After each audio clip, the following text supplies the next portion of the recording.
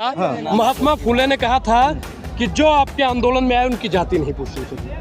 ठीक, आप लोग बाबा साहब को मानते हैं, आप चाहते हैं कि हम लोग आपके आंदोलन से चले जाएं? अलग करें। मैं यहाँ सुनिए, अलग क्यों करें? भेदभाव क्यों करना चाह रहे हैं?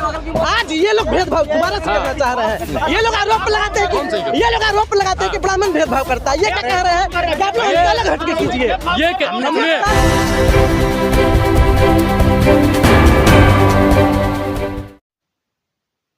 वो टट्टी साफ करने वाला है वो वाल्मीकि हमारे में से, समझ गए ना, SC ST में से।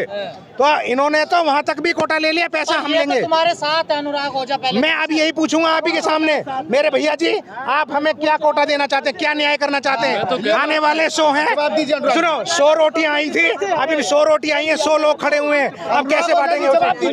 उसी नारे को लेकर चलता हूँ। जी 100 में 90 शोषित है, शोषितों ने ललकारा है, धन धरती और राजपाट पर 90 भाग हमारा है, तो 90 भाग उनको मिलना चाहिए।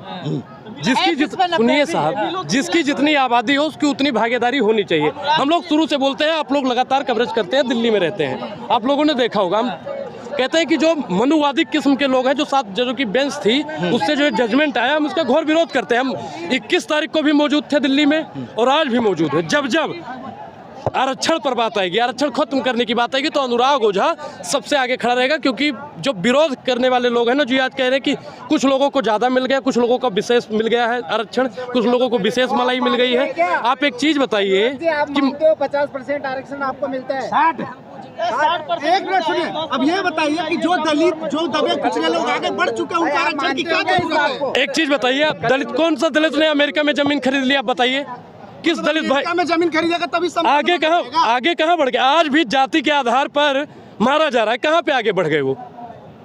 आप बताइए। ओझा जी, मैं आपसे एक सवाल करना चाहता हूँ, कपड़े पहनने लगे 2022 में होटल में जाकर दलित नहीं तो बिल्कुल खाना चाहिए, बिल्कुल खाना चाहिए, वो संविधान ने अधिकार दिया है, उस संविधान ने अधिकार दिया है। मैं आपको बता दूं, जब मनुस्मृति इस देश में लागू थी, तब मूंछ रखने पर, घोड़ी पर बैठने पर मार दिया जाता था। लेकिन जब से बाबा साहब का संविधान आया, जब से संविधान आया, तब से कुछ लोग कर रहे हैं ना, और अभी भी कई जगह पे है कि जहाँ पे मारा जाता है। अभी हमने उत्तर प्रदेश में जल्दी में एक घटना देखी, जहाँ पे लोटा छूने पर। तो क्या अनुराग जी, आप कभी धरने प्रदर्शन पे बैठे हैं? मैं उनको लेकर के कोई भी, मैं आपको स्पष्ट कर दूं, मैं आपको बता दूं कि अनुराग ओझा का यूट्यूब चैनल है, अनुराग ओझा द सोशल एक्टिविस्ट। आप उस पर 8586 091146 सुनिए। अगर मैं आपको बता दूं, एक चाटा भी किसी दलित भाई को मार दिया जाता है, मेरे पास फोन मैसेज या कुछ आता है, मैं उस पर वीडियो बनाकर अपलोड करता हूं। आप हमारे इंस्टाग्राम अनुराग ओझा गोंडा पर भी जाकर ये सब देख सकते हैं। और यहाँ पे कई लोग होंगे जो, सुनिए, यहाँ पे कई लोग होंगे जो मुझे देखते भी होंगे। इनकी लड़ाई किसके खिलाफ है? जो आज आए हैं, आप लोग की लड़ाई स्वर्ण से है, RSS से है, BJP से है, सुप्रीम कोर्ट से, किससे है? जितने भी लोग मनुवादी व्यवस्था के लोग सिस्टम में बैठे हैं, हमारी लड़ाई उन सभी से है। कभी आप लोग कहते हैं सुप्रीम कोर्ट जो फैसला देगा मंजूर है, आज सुप्रीम कोर्ट मैं आपको स्पष्ट कर देना चाहता हूँ फिर से कि जो 7 जजों की बेंच आई है, जो वहाँ से जजमेंट आया है, वो अगर हक में होता है, हक में क्यों नहीं है? आप बताइए, वो कह रहे हैं कि कुछ को विशेष मिल रहा है, कोटे में कोटा। अनुराग जी, आपने अपने समाज को लेकर के कभी इस चीज का विरोध किया है? 10 लोगों को लेकर के अकेले आते हो? बिल्कुल। मैं महात्मा फुले ने कहा था, महात्मा फुले ने कहा था कि जो आपके आंदोलन में आए उनकी जाति नहीं पूछनी चाहिए।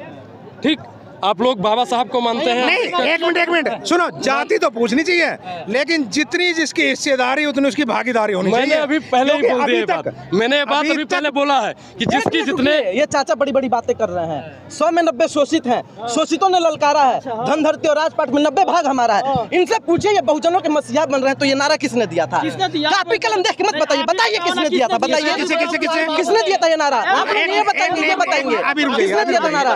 किसने नारा दिया था? बताइए पहले, बताने का काम करें। हमारे घर में हमें ललकार रहे हैं। घर में नहीं घुस, अभी हम बता रहे हैं आपको, किसने दिया था आंदोलन, किसने नारा दिया था? नारा किसने दिया था ये बताने का काम कीजिए। नारा किसने दिया था? नारा किसने दिया था?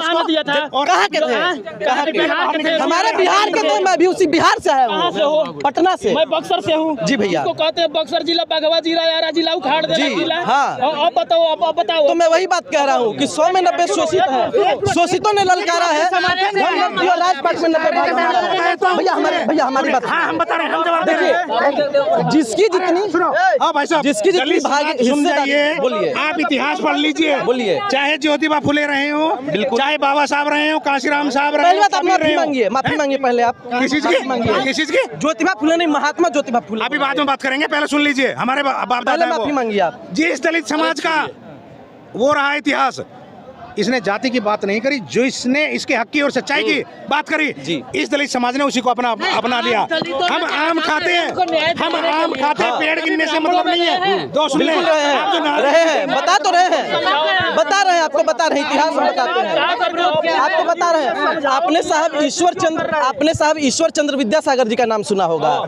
दलितों को पढ़ाने के लिए उन्होंने अपनी सरकारी नौकरी तक छोड़ दी थी। ऐसे कई सारे उदाहरण, और इस बात की भी सच्चाई है। अत्याचार कर रहा है दलितों पे, उनके लिए कभी गए आप लोग? हाँ बिल्कुल गए हैं, आपने विरोध किया? गए हैं, विरोध किए। देखिए ये भाई साहब भी पत्रकार हैं, पटना से हैं। बिहार में कितने नहीं, नेता क्यों बनना है?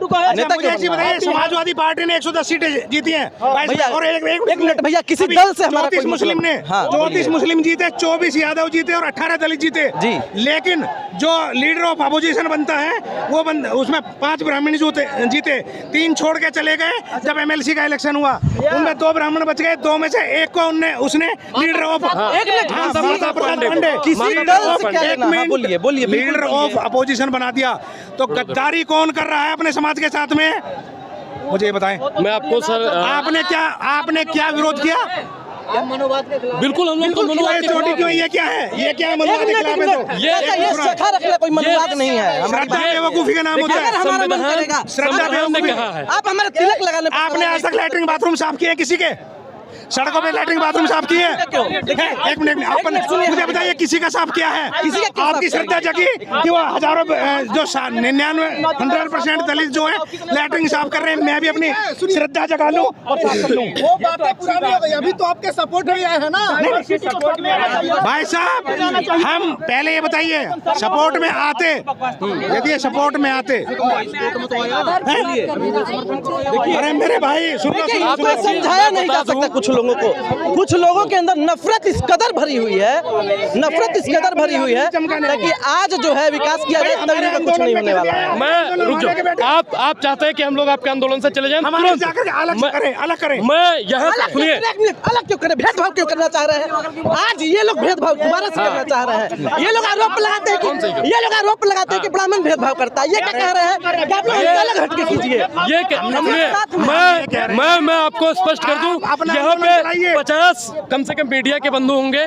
मैं सबसे बता देना चाहता हूँ कि मैं अभी जैसे दादा ने बताया कि यहाँ से चले जाइए, हम लोग बिल्कुल संवैधानिक तौर तरीके के माध्यम से, बिल्कुल शांतिपूर्ण तरीके से, ठीक है हम लोग गलत किए। एक मिनट भैया एक मिनट बोल लेने दीजिए, एक मिनट। संख्या हमारी, मैंने अभी बोला, लोगों को लेकर के चमका, मैंने बोला ना। सवाल ये है, आप लोग दलितों के आंदोलन में आते हैं, ठीक है, सपोर्ट करने के लिए आते हैं, लेकिन आप अपने समाज को समझाने के लिए क्या कर रहे हैं? जो सुप्त चेतना, मैं महात्मा गांधी ने कहा था कि लंबी लंबी फेंकने से अच्छा इंच भर कदम बढ़ाना। अगर मैं आज बढ़ रहा हूँ तो कल हो सकता है मुझे देख के चार अपने घर में सुन लीजिए, अनुराग ओझा दलितों का दर्द समझ सकता है। बिल्कुल समझ। मेरे घर पे आप चले जाइए, भाई गए हैं, मेरे घर पे सिर्फ एक फोटो लगी है, सुनिए, बाबा साहब अम्बेडकर की, और मैं आप कहेंगे तो मैं अभी दिखा सकता हूँ। दर्द क्या होता है?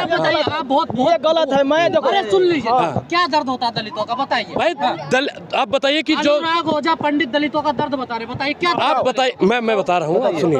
आप बताइए कि उन जो जाति के आधार पर उनके साथ में भेदभाव किया जाता है, जो आज भी उनको अछूत समझाता है। मैंने गांव में देखा है, आज भी कई जगह ऐसा है कि जहाँ पे किसी जगह या पूरे देश में, मैं अपने गांव की साहब बता रहा हूँ, मैं भी पूरा देश नहीं घूमा,